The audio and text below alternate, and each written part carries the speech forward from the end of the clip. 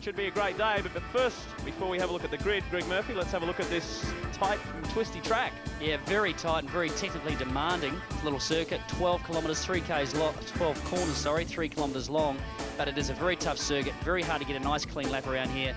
Quite narrow, so the drivers don't have a lot of room to play with, and it's going to be a tough day at the office, I can tell you that. Well, it's going to be action-packed. We've set a new record for the Shell Australian Touring Car Championship, 41 entries, but only 36 can fit on the track at any one time. And for the 11th time in his career, Mark Scaife will start from pole.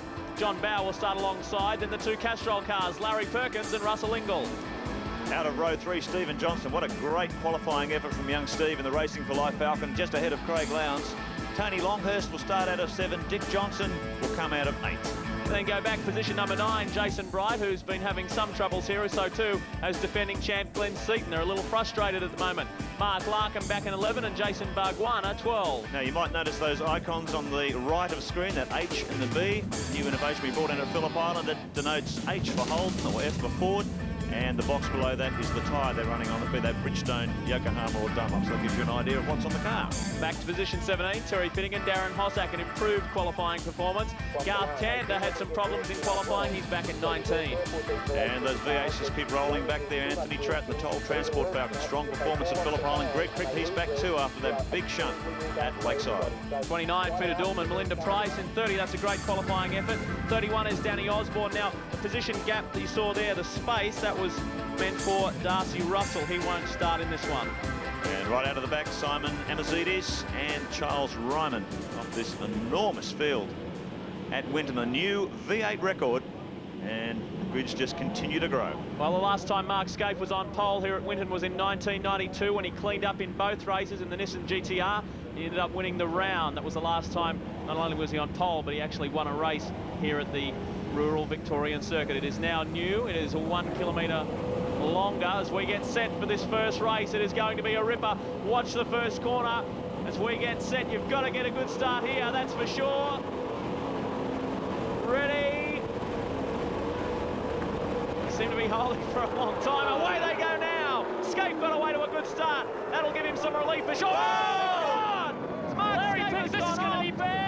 Oh, goodness me. How did he get through there without getting taken out? That is a big recovery, well done by Mark Scaife. He's back on the track and back in action. Stephen Johnson's got through on a good start, but action right from the word go. That was unbelievable. Mark Scaife sneaked through the gap. I don't know how he did not get T-boned by one of those Castrol cars. Enormous potential for disaster there at the first turn, but Scaife made a miraculous recovery coming across the grass. That puts him back in the order, and he's got a lot of work to do now. He'll be very annoyed about that. Garth Tander coming right up around the outside, chock-a-block on the track. Looked like Hossack got away to a great start and came up a couple of positions with his teammate. Now look at this. JB. But he's just gone. Scaife up the inside of Johnson there.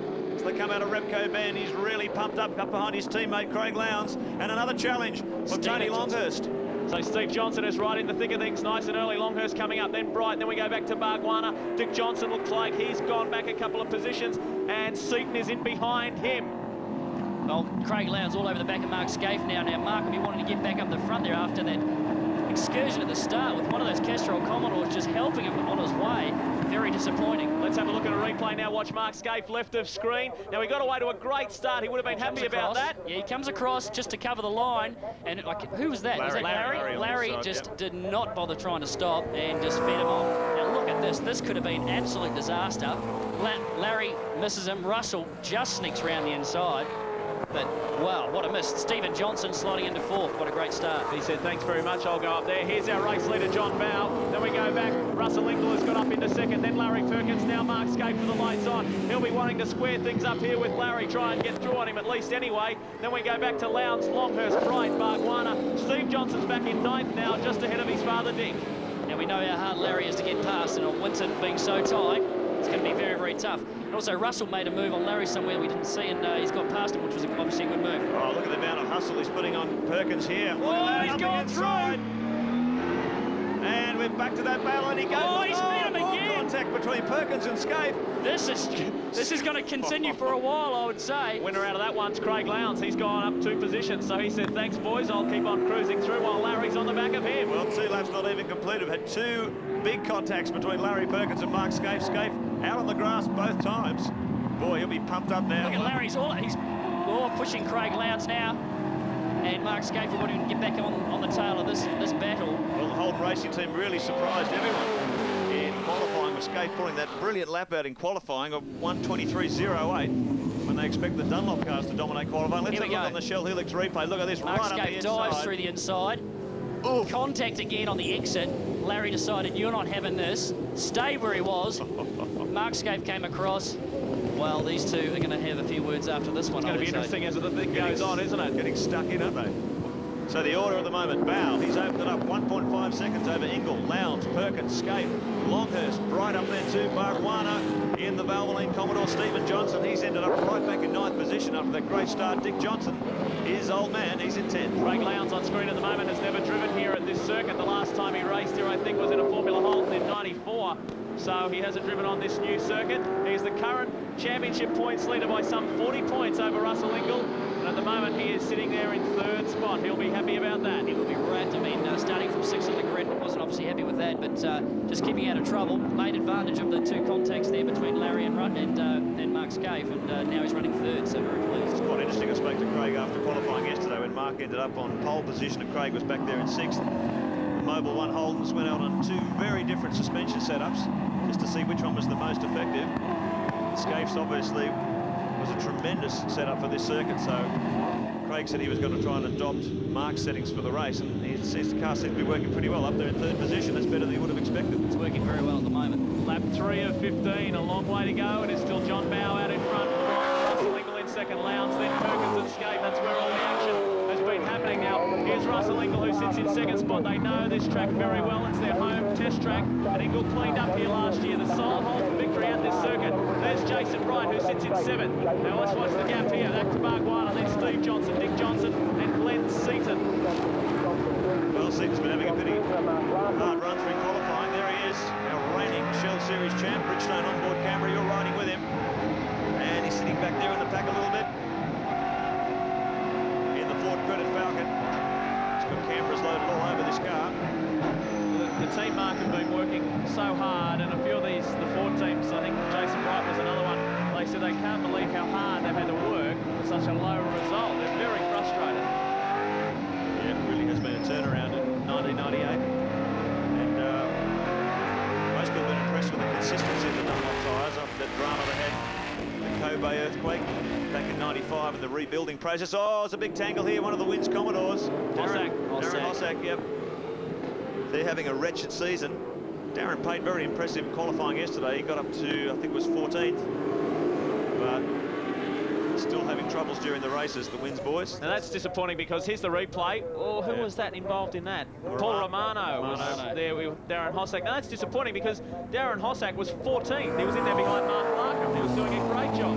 That would have been his best run of the season. And now he's just lost about 10 or 12. We go back on board with Glenn Seaton in the Ford Credit Falcon. There's the helmet cam. It looks like Russell's pulling in on the timesheet there, pulling in on John Bow too, but looks it's definitely getting closer. It was out to 1.7 seconds at one stage. Ingles pulled it down to under a second, 0.9 last time around, so he's closing the gap on the back of John Bow. But as we've seen, Bow around this track, very, very difficult man to pass. Should be quite an interesting little dice if he does catch up to him. There's this new angle, our new lipstick camera mounted on the side of Glenn Seaton's helmet. You get a real driver's eye view as he tries to close it on the back of Dick Johnson. Seaton currently sitting in 11th position.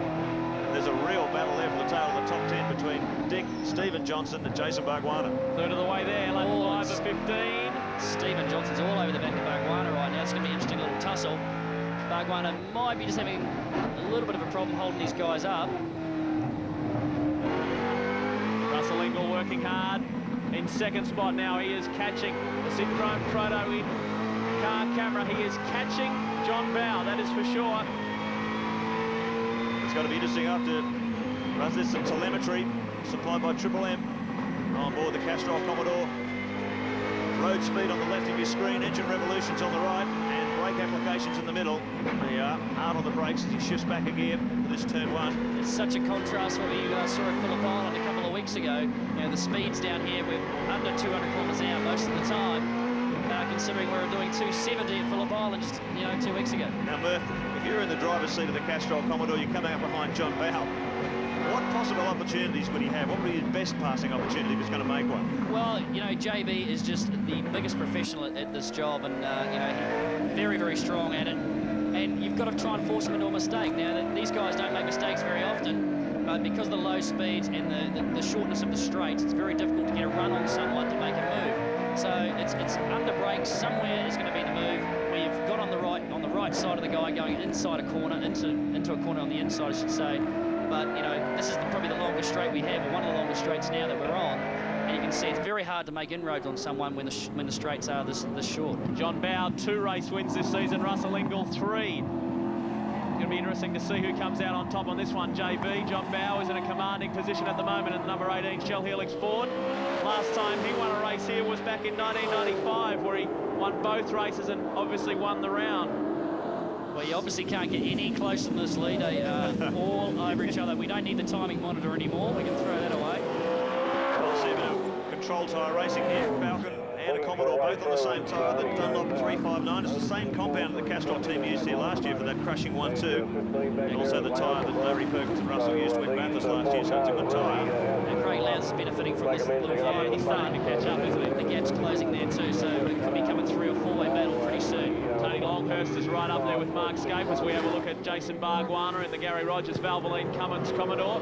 He's got the edge just at the moment over Stephen and Dick Johnson. Now Jason's done well because he qualified outside the top 10. There's a bit of panel damage on the front there too, isn't there, on the bonnet? Quite a bit of damage on the front of that Valvoline, that Commodore. He's copping a big working over though by Steve Johnson. It'll be interesting to see if young Steve can get past.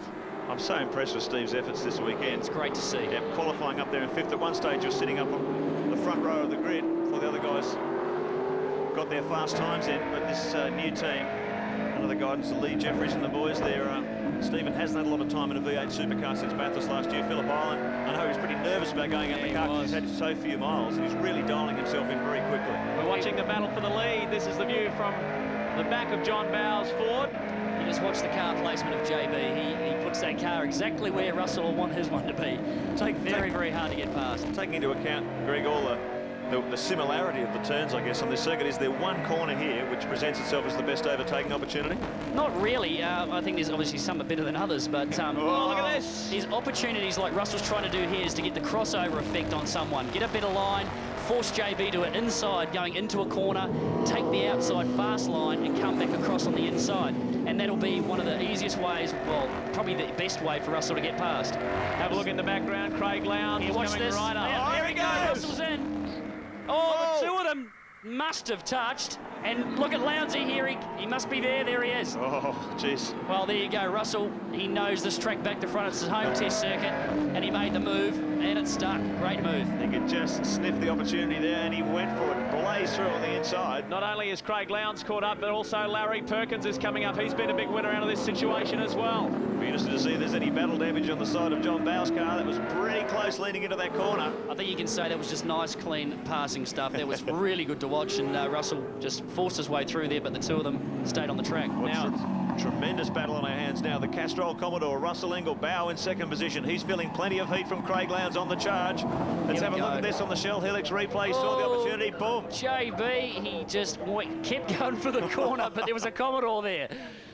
Good work by Russell Ingall. Yep. Nice inside move. Craig Lowndes almost got there too. JB came across to cover his line for that next corner. Now Russell has pulled out. Have a look at this. He's going very well. Here comes Larry Perkins. He's starting to turn up the heat as well. We've got a new race leader. Obviously this was on the previous lap before they came across. So Ingall is now your race leader from John Bowe, Craig Lowndes, Larry Perkins and Mark Scape inside the top 5. Longhurst is going well. So too is Brighton Bargwanna. And the 2 Johnsons, Steve and Dick, inside the top 10. So Perkins is up inside the top 3 now. Both Castrol cars going very well. Lowndes is back to 4th. Bowe still nicely in 2nd spot. Craig's lost a little bit of ground there, and interesting to see why. Well, let's have a look at the replay, Murph. Here we go. Going over the far side. Oh, now Larry, that's not a passing move. What was he thinking? He's obviously got a thing wrong with these HRT cars today. So Larry really aggressive on his home track. This is the Castrol Holden test track, and he really muscled his way into 3rd position there. That puts Lowndes back to 4th. Teammate Scaife, he's back in 5th position. Then it's Longhurst, Bright, Bargwana back in 8th, and the two Johnsons, Stephen leading his dad in 10th position. Well, it's been, I guess you could say it's been a controversial weekend for Larry, because there was one of the competitors, remained nameless, protested against Larry yesterday about some aspects of the car, and the protest was dismissed, but Larry hasn't been very happy this weekend. We then look back, there's Mark Scaife, there's the gap from Lowndes back to Scaife, and have a look at this. This is action now. Longhurst looks for a way on the inside of Mark Scaife, can't get there that time though. Very, very hard to pass, as I said. You know, the straights aren't quite long enough. His Longhurst has got some battle scars on the back of his Falcon. Back of it. So look at Mark, the back door on Mark's car, it's got a big dent in it. It might have been from the, well, we should know what occasion that was. But Jason Bright also making some ground here on these two, so this battle's going to turn into a three-way one pretty quickly, I think. Jason Bright closing in on Longhurst. He pulls out of the draft, tries to get him on the inside. Not quite enough. So Scaife continuing to defend that position from Tony Longhurst. Big battles throughout the order, 5 laps to go. Let's look at the driver profile on Tony Longhurst in the Castrol Ford. 40 years of age, living up there on the Gold Coast in Queensland. 116 starts in the Shell Series, a real veteran. And twice third in 1991 and 1992, his best result. So Tony really pumped up the Yokohama tyre development program, slowly but surely getting better as this year progresses. Teams are getting much happier with the product being supplied from Japan. He's proving it on the track too. Impressive performance. It's really good to see. Well, I think also last year, for those people who follow the V8s quite closely, remember that there was a team split there with Stephen Ellery leaving that team. I think that had a bit of an effect on Tony last year. This year, his mind is clear. He's got nothing to worry about, and he has been qualifying well. Have a look at this bunch. Bargwana, Stephen Johnson, Dick Johnson and Glenn Seaton, all nice and close together. That's from 8th right to 11th. How frustrating for the current champion to be back there. Yeah. He's obviously having a few problems this weekend, but Glenn, we know, is so fast, and this must be hard for him at the moment. Well, it's quite extraordinary. They don't really have an answer for it. This is, of course, the new car that they debuted at Phillip Island, and the car was an absolute jet with Phillip Island in the lead up to the race, and since then they've really struggled to get some speed out of it. There's a shot from Dick Johnson's car, looking at his son Steve in the Racing for Life Ford, who has done a really good job. We mentioned he got 9th. He finished 9th in the final race at Phillip Island. Dick's working hard, trying to hold Cito out and trying to catch the young guy. So Stephen, a top 10 finish at Phillip Island. He's heading for another good top 10 finish here.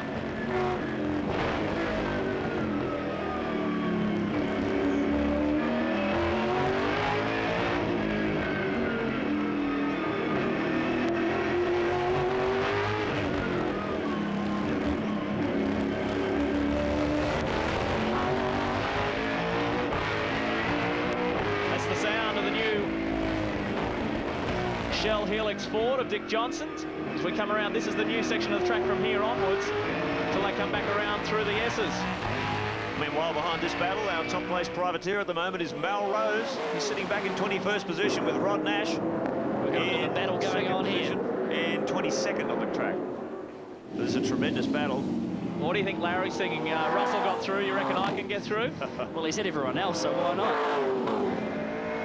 There's your top place privateers, bottom of the screen. Great battle there too. 3 laps remaining. At the front of the big object for Larry Perkins here. Castrol 1-2 last year. He's going to try and repeat that performance in 1998. But he's got a Shell Falcon with number 18 on the side of it. And he's going to make it very, very tough. I don't think the Castrol racing cars showed their performance as they are showing today. Yesterday qualifying, obviously they're very, very fast. Their race package is about second to none. And, you know, they're now showing it in the first race today, and Russell's just gone. It's quite extraordinary, Russell's performances, really, when you think about it, because he's not a strong qualifier. He's still yet to get a Shell Series pole position, but in the race, he comes on gangbusters. Absolutely. They've got a really good race strategy and package, and it works a treat. Not far from, oh, look at this. Here we go. She's getting tight. Mark Scaife. Now, Longhurst has got past Scaife, and Mark got a problem because he has fallen back into the clutches of this next bunch.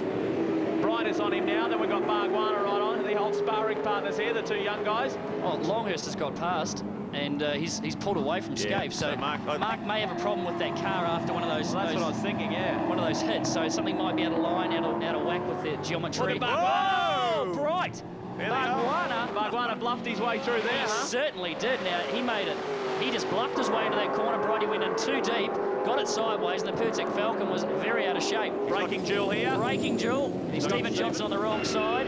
Oh, Dick's trying to find a way through. This is a real traffic jam here, nose to tail. Shell Helix on board camera. You're riding with Dick Johnson as he gets a perfect view of the action. And you can see there, Jason Bright was going a little bit hot into that corner, slid sideways, managed to catch it, but that allowed Bargwanna through. Nice move. Yeah, it was great. So well done by Jason. The saga between the two JBs continues. Bargwanna the winner that time. Now, if you consider that Bargwanna qualified outside the top 10 in 12th position, he is now well inside the top 10 and going extremely well. Look at Stephen Johnson all over Jason Bright. The battle of the Fords. Back in the top 10, Bright, Johnson and Johnson, 8th, 9th and 10th. Oh, he's giving him a nudge there. Dick. Come on, move on. Dick's getting a great view on this lot. He'd be going, come on, boy, get past him. Well, we just had word from the pits. Oh, there's a bit of a panel rubbing there. We haven't said that's too much of a problem in the past. It tends to straighten itself up pretty fast. We just heard from the Holden Racing team that there is no problem with Scaife. Oh, look at that. Might be getting worse. That's the front wheel that he just gave Jason Bright a bit of a jab. Yeah. So it doesn't look too bad. It's only in certain spots. He'll have to keep an eye on that, though. That's all right. We've got 1 lap and a half to go. Perhaps Stevie can hang in there. Let's hope so anyway. Just caught a quick glimpse before Jason Bargwanna has been able to pull away from this group here. You can see him up in the distance there going through the S's, and he is chasing out after Mark Scaife now. We've got 1 lap left to run here at Winton. 3 kilometres left to go. Here's a replay of an earlier incident. Terry Finnegan and Darren Pate. Hello. You need a bit of a hand there, I think. What a great shot on the sport cameras. You've got a perfect view. Dodgem cars today, isn't it? There's a bit of carbon Kevlar hanging off the back of the Winton's Commodore at the moment. Yeah, bit of hustle, bit of muscle. At Winton Motor Raceway, Glenn Seaton hanging on there in 11th position. Hasn't been able to get past that gaggle of Fords in front of him. But Ingle, meanwhile, he's opened it up 2.5 seconds over John Bowe in 2nd position. Perkins still back there in 3rd. And there is our race leader, Russell Ingle. There's Bowe in 2nd position. Perkins is back there in 3rd. That's interesting, actually. JB's actually pulled a bit of a gap on Larry, too. It was a lot closer before, wasn't it? And it looks like Russell might have just backed off a fraction to save the tyres towards the end of the race. So after that electrifying speed of the Bridgestone cars in qualifying, it's turning out to a Dunlop day. 1, 2, 3 at the top in Heat 1. Last year, Larry Perkins won the first race and Russell Ingle won the following 2. It's the other way around. This year, Russell is going to take out the first race. He'll be very happy about that. It's going to help him with his championship points. And on his home track, Ingle is number 1 in race number 1. Well done, Russell Ingle. A good drive there, a very forceful drive. John Bowe in for 2nd, and Larry Perkins will pick up 3rd. There he is. He loves the win. He loves it, doesn't he? I think we might be in for a bit of a whitewash today. That's a great performance by Russell, and we obviously can see the speed that he does have. Here's the rest of the pack coming across the line. There's a big gap open to Lowndes back in 4th position. Longhurst, Scaife back in 6th. He'd be disappointed with that. Bargwanna, Bright, and the 2 Johnsons rounding out the top 10. That was a good one, wasn't it? Nice and close. Plenty of action, especially around the back part of the circuit, where they were trying to make the passing moves. John Bowe will be happy with his 2nd spot. Some good points earned there for him. Russell Ingle picks up his 4th race win of the season and is well on the way to picking up a round win. There he is. He's a very happy man. He finished in the number 1 spot. The final placings on the Shell Helix race score. Bowe and Perkins 2nd and 3rd. Craig Lowndes in for 4th from Tony Longhurst. A great 5th position. Scaife back in 6th. Bargwanna from 12th up to 7th. Jason Bright in 8th. And Johnson and Johnson